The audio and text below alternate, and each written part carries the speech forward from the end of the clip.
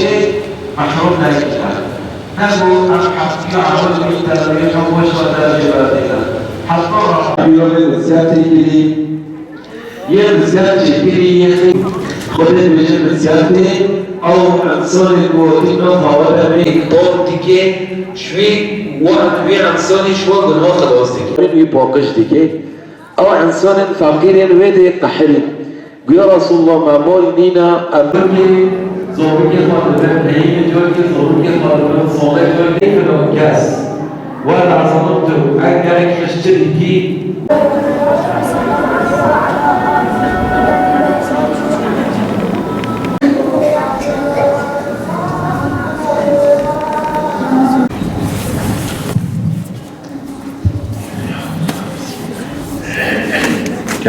استغفر الله سبحان الله والحمد لله. سنة التراويح محمد مصطفى صلى الله عليه وسلم. الله أكبر دينكم ولي دين.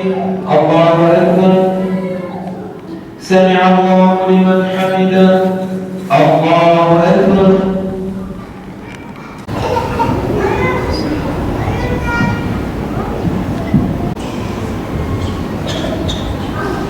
السلام عليكم ورحمة الله. السلام عليكم ورحمة الله. مالك يوم الدين إياك نعبد وإياك نستعين اهدنا الصراط المستقيم صراط لمن حمده. الله أكبر.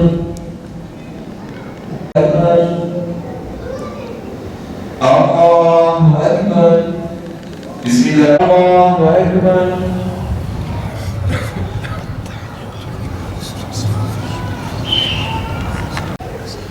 السلام عليكم ورحمة الله. السلام عليكم ورحمة الله. شفيع الخلق في المحشر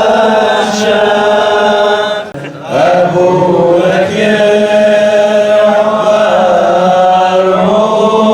عثمان أمير المؤمنين حيدا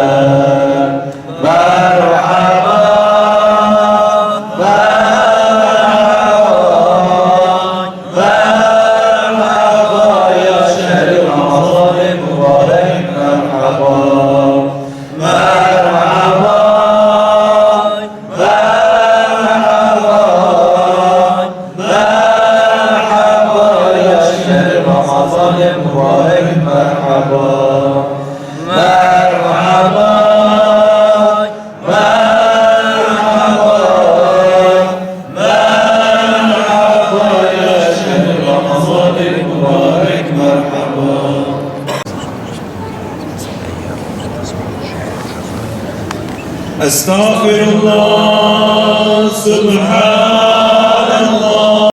واجعلنا ربنا يا ربنا من متقاء شهر رمضان. وملائكته وكتبه ورسله.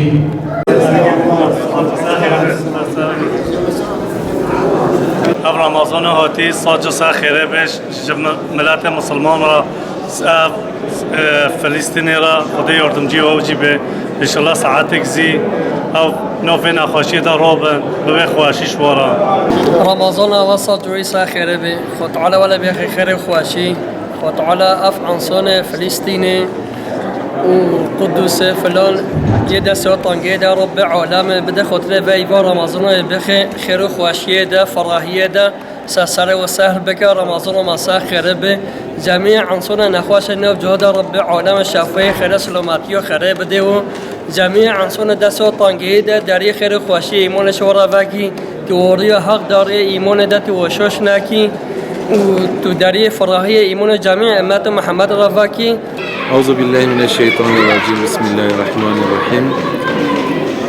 Evveli rahmet, ortası mağfiret, sonu cehennem ateşinden kurtulma olan mübarek Ramazan ayının gölgesi İslam alemini sardı. Rabbim mübarek eylesin.